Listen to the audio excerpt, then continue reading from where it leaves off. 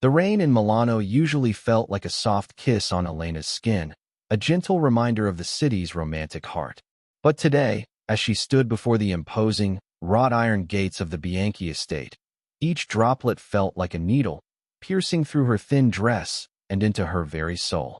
Inside, beyond the perfectly manicured hedges and the distant gleam of marble, Alessandro Bianchi, the man who had promised her forever, was hosting his engagement party. Not to her, but to Isabella Rossi, a woman whose lineage was as old and gilded as the Bianchi name itself. 2 years. 2 years since Alessandro, with a casual wave of his hand and a dismissive glance, had told her it was over. "You're lovely, Elena," he'd said, his voice as smooth and cold as the expensive silk sheets in his penthouse apartment. "But you're not Bianchi material. My family requires more." More, apparently, meant a woman who could secure his empire, not one who had shared his dreams, his laughter, and his bed for 3 years. He had left her with a severance check that felt more like an insult, a stark reminder of their power imbalance. Elena, the aspiring fashion designer from a small town in Tuscany, had been utterly blindsided. Her world, once vibrant with the promise of a shared future in the fashion capital, had crumbled into dust. The humiliation was a physical ache, a constant companion that whispered doubts in her ear, eroding her confidence. She had left Milano that day, not knowing where she was going, only that she had to escape the suffocating weight of his betrayal. The train tickets were bought on instinct, taking her south, away from the glittering skyscrapers and the judging eyes. It was only weeks later, in the quiet solitude of a rented villa overlooking the azure waters of the Amalfi Coast, that the true gravity of her situation became terrifyingly clear. Morning sickness, overwhelming fatigue, symptoms she initially dismissed as stress, began to paint a different picture. A visit to a local clinic confirmed her deepest fear and her most unexpected joy. She was pregnant. Not with one, but with 4 tiny lives. Quadruplets. The news had hit her like a tidal wave, fear and a strange, fierce protectiveness warring within her. How could she, alone and abandoned, raise 4 children? The thought of telling Alessandro was fleeting, quickly dismissed. He hadn't wanted her. He certainly wouldn't want the complications of 4 children from a woman he'd discarded. For 2 years, Elena had poured every ounce of her being into building a new life. She moved to a small, unassuming town outside Florence, far from the prying eyes of Milano's elite. With the severance money and every penny she could spare, she started a small bespoke children's clothing line, Quattro Piccoli Sogni, for little dreams. It was a tribute to her children, her constant inspiration. Sleepless nights were spent sketching designs, stitching intricate details, and marketing her creations online. Her unique, handcrafted garments, infused with the vibrant spirit of Italian artistry and her own boundless love, quickly gained a loyal following. Her designs were elegant yet playful, practical yet enchanting, a true reflection of the joy her children brought her, despite the initial heartbreak. Her quadruplets, Sophia, Matteo, Leo, and Isabella, a name Elena had chosen with a defiant, almost ironic, nod to the woman who had replaced her, reclaiming it as a symbol of her own strength, were now almost 2 years old, bundles of boundless energy and unadulterated joy. They filled her small cottage with laughter, with the delightful chaos of toddlerhood, and with a love so profound it healed the deepest wounds Alessandro had inflicted. They were her purpose, her reason for every struggle, every late night. They were her triumph. Now, standing outside Alessandro's gate, a formal invitation clutched in her trembling hand, an anonymous sender had ensured she received it. Elena felt a new emotion stir within her, not bitterness, but a quiet, resolute strength. She wasn't there for revenge. She wasn't there for reconciliation. She was there for a single, unyielding purpose. The first drops of rain turned into a downpour, washing over her, but Elena stood firm, her gaze fixed on the mansion. Tonight, the past would collide with the present, and the echo of his goodbye would finally be silenced by the undeniable presence of her future. She reached into the large designer tote bag slung over her shoulder, her fingers brushing against the smooth, cool surface of the legal documents tucked inside. Tonight, Alessandro Bianchi would learn that some loose ends, especially those tied with love and resilience, had a way of coming back. And they weren't just coming back. They were bringing for very unexpected, very legitimate airs. The air inside the Bianchi ballroom was thick with the scent of lilies and privilege. Crystal chandeliers dripped light onto polished marble floors where Milano's elite mingled, their laughter a low hum against the strains of a classical quartet. Alessandro, impossibly handsome in his tailored tuxedo, moved through the crowd with the effortless grace of a man who owned the world. Isabella, a vision in an ivory gown, clung to his arm, her smile as dazzling and perhaps as fragile as the diamonds adorning her throat. Elena, now out of the rain, stood at the threshold, an almost ethereal presence. She had shed her damp dress for a simple yet impeccably tailored black pantsuit she brought specifically for this night, a design from her very own Quattro Piccoli Sagmi collection, a quiet defiance. Her dark hair, still slightly damp, framed a face that was a study in controlled emotion. She held her head high, her eyes, once filled with innocent adoration for Alessandro, now held a glint of steel. As she stepped further into the ballroom, a hush, subtle at first, rippled through the crowd.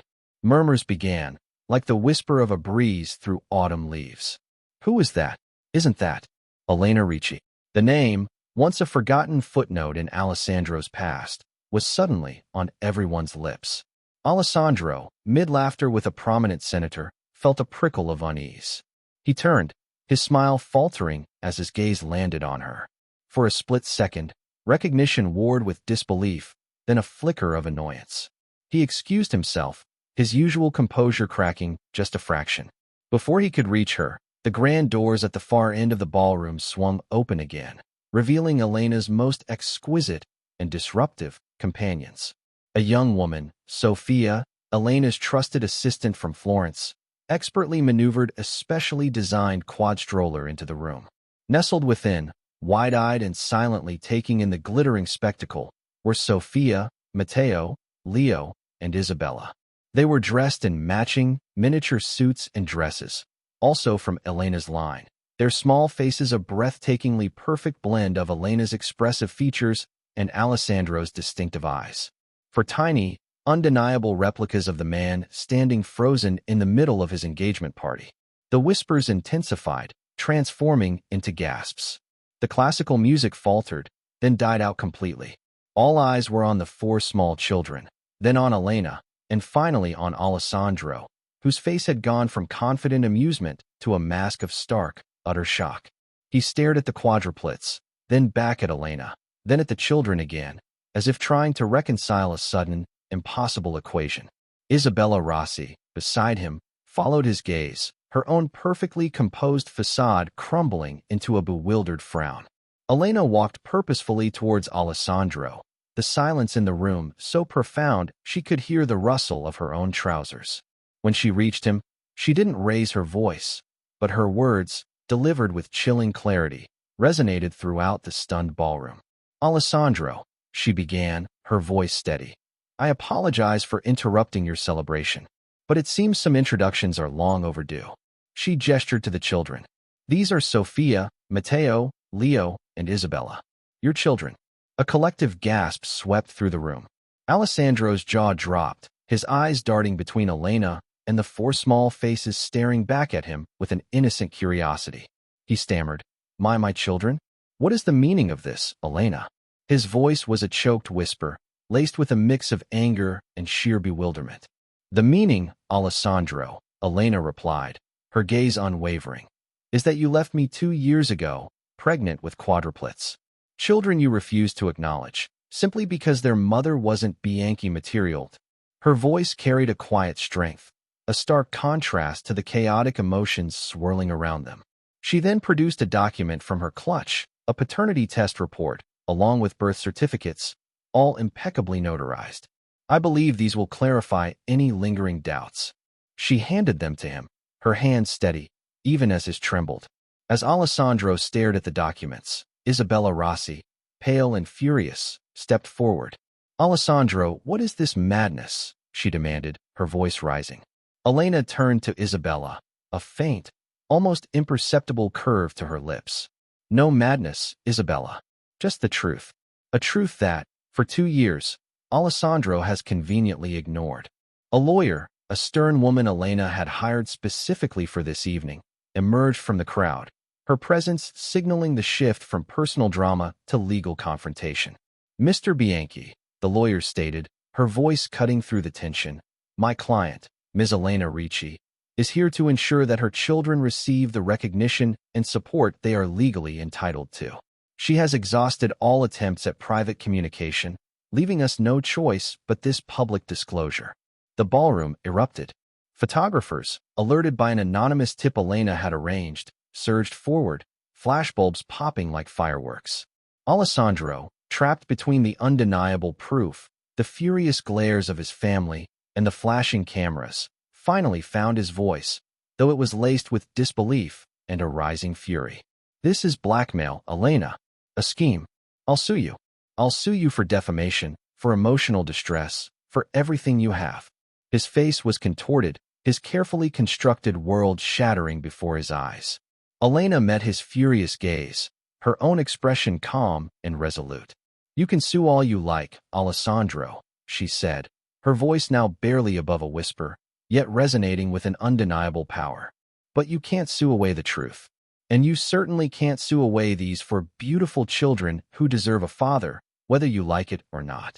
The words hung in the air, a gauntlet thrown, transforming what was meant to be a celebration into a very public, very painful, and very expensive reckoning. The battle lines were drawn. The lawsuit Alessandro filed against Elena was swift and brutal, a desperate attempt to reclaim his shattered reputation and deny the undeniable. His lawyers, a phalanx of Milano's finest, painted Elena as a calculating opportunist, a gold digger attempting to extort a billionaire. The tabloids, fueled by anonymous leaks from the Bianchi camp, ran sensational headlines, twisting Elena's story into a tale of manipulation and deceit. Yet, beneath the sensationalism, a quiet tide of public opinion began to turn. The image of four innocent children, so clearly bearing Alessandro's features, tugged at the heartstrings of many. Elena, however, was no longer the naive young woman Alessandro had abandoned. 2 years of independent living, of building her business, and of raising her quadruplets had forged her into a woman of formidable strength. She faced the legal onslaught with a calm resilience that baffled Alessandro.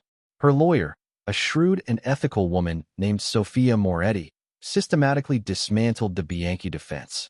Elena presented meticulously kept records, doctors' reports confirming her pregnancy shortly after the breakup, detailed financial statements proving the growth of Quattro Piccoli Sogni from humble beginnings, and countless photos and videos showcasing her devoted, albeit solitary, parenting. The paternity test, undeniably conclusive, was the unassailable cornerstone of her case.